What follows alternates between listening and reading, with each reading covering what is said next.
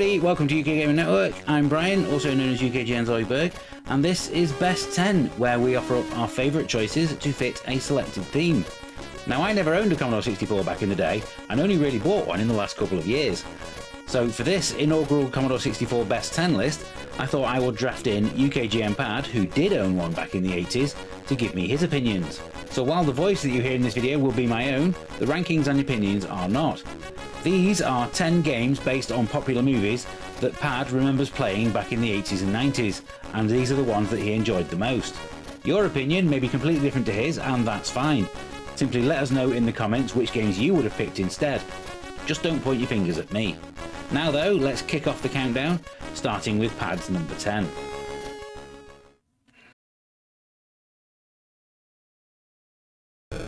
There were actually two games based on James Cameron's Aliens released on the Commodore 64, and they offered very different styles of gameplay. The US version was more action-packed with various styles throughout, but this version by Software Studios was the best. It gave players an atmosphere closer to that of the film, as you take control of 6 members of the squad trying to escape from the colony in one piece. This was one of those games where we would sit with a notepad nearby so that we could draw our own maps, as the one that came with the game was a bit complicated to glance at in crucial moments.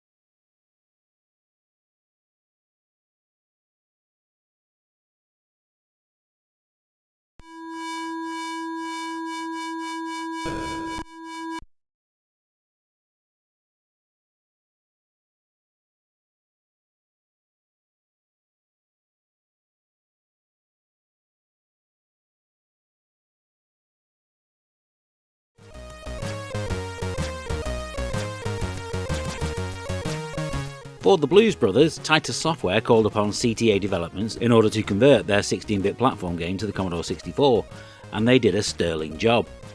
To all intents and purposes, this is the same game that graced the Amiga a few months earlier, with smooth gameplay for 1 or 2 players, decent graphics and an excellent soundtrack packed with chiptune renditions of music from the film. There are 6 challenging levels to explore, and it would keep you busy for a very long time.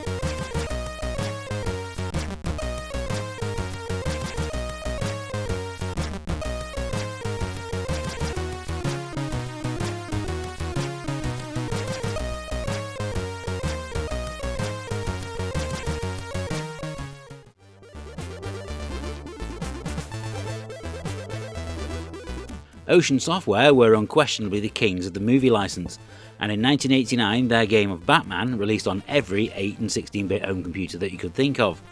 It was essentially the same game on all of them, with each having different strengths and weaknesses. It offered multiple styles of gameplay, sandwiched between two Bionic Commando style platform sections. We found that the side-scrolling driving section was the most enjoyable, and it's much easier to follow than the monochrome version on the Spectrum. The only thing letting it down is the underdeveloped Mastermind style minigame in the middle.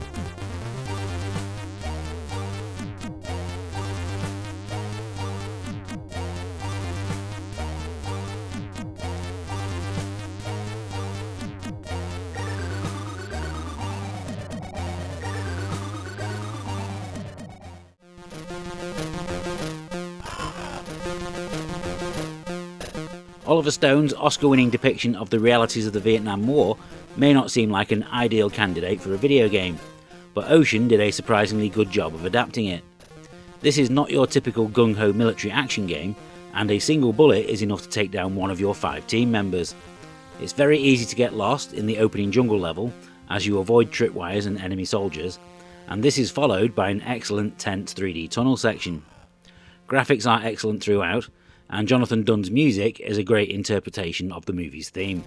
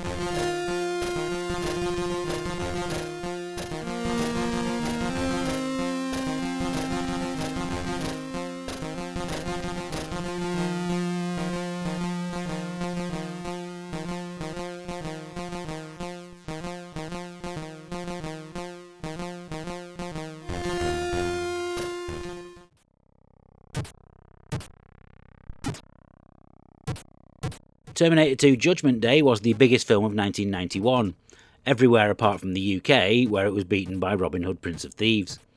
And the game stands as an example of the Commodore 64 game that you really needed to play from a cartridge. The cassette multi-load was an absolute pain, thanks mainly to the fact that you only have a single life and have to start from the beginning every time. It's a shame that because many of the game's levels are very enjoyable, especially the motorbike chase through the storm drain and the asylum escape playing as Sarah Connor. The graphics on the story screens between the levels are particularly noteworthy as well.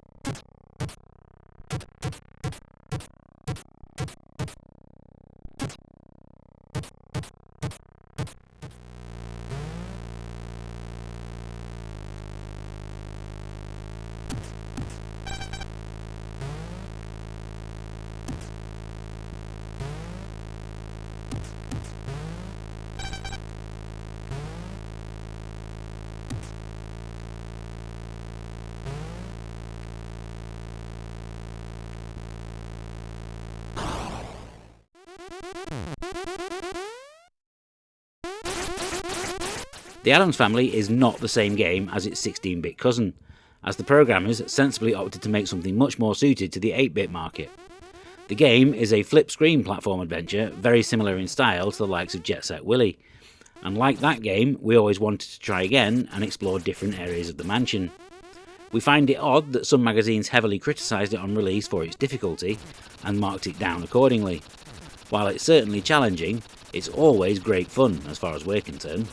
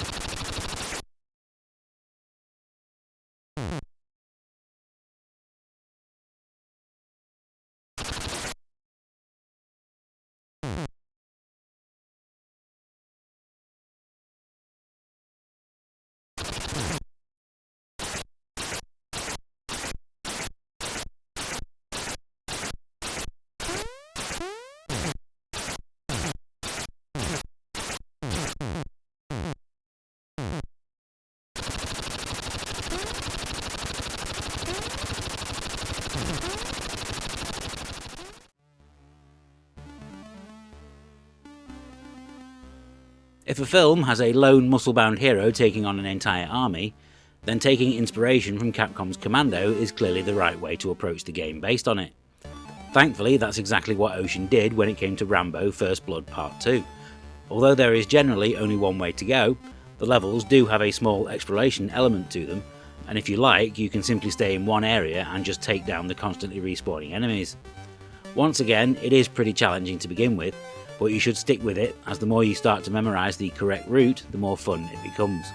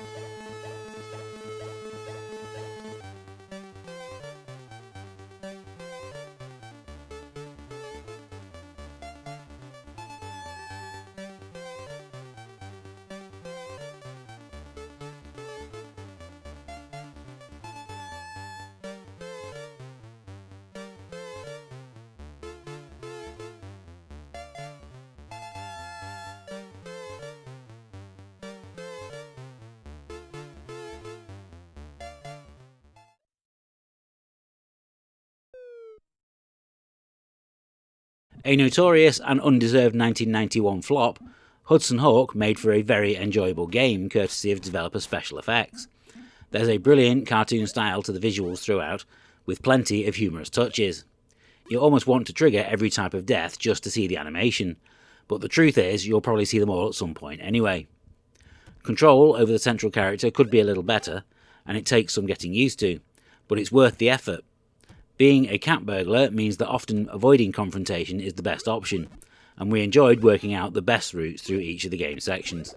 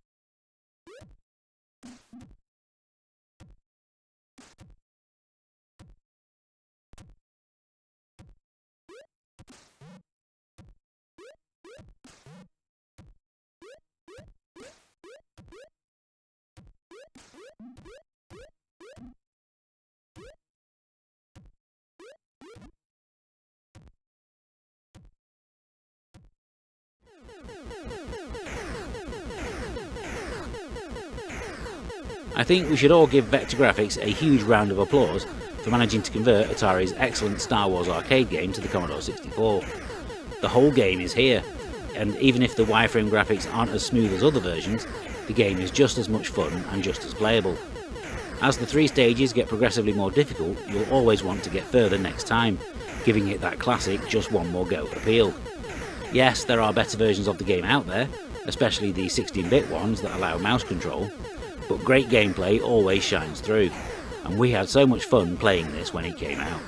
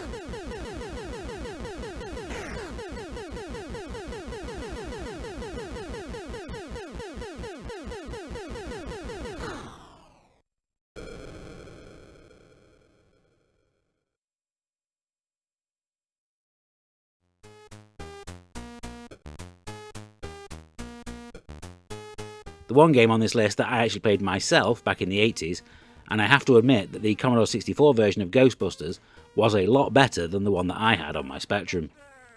Featuring an open map of Manhattan to drive around, you simply have to go to the flashing building, trap a ghost and return it to your HQ. It's an incredibly satisfying gameplay loop, and it's accompanied by a very catchy rendition of one of the most iconic movie themes in history, which hopefully YouTube won't make me mute.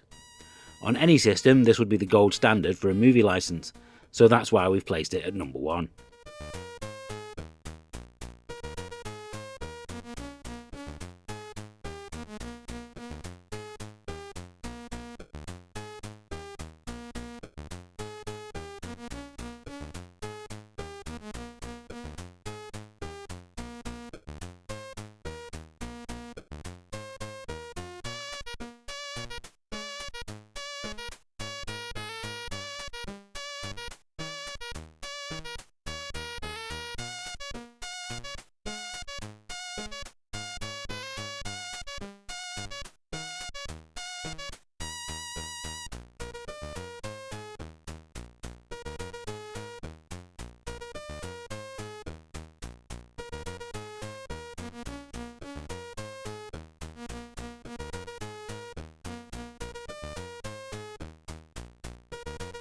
That brings to a close this ranking of the best 10 movie games on Commodore 64. Once again, this is not my ranking and is the opinion of UKGN Pad.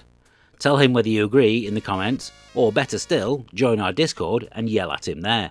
The link is in the description. This is hopefully the first of many best 10 videos looking at games on other systems, but don't worry, we're not abandoning the Amiga, and there will still be new videos for it every Friday as usual.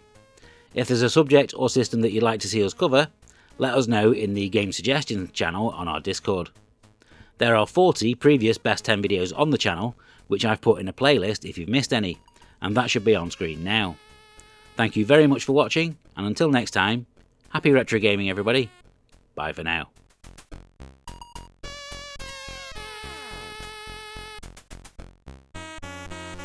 He slimed me.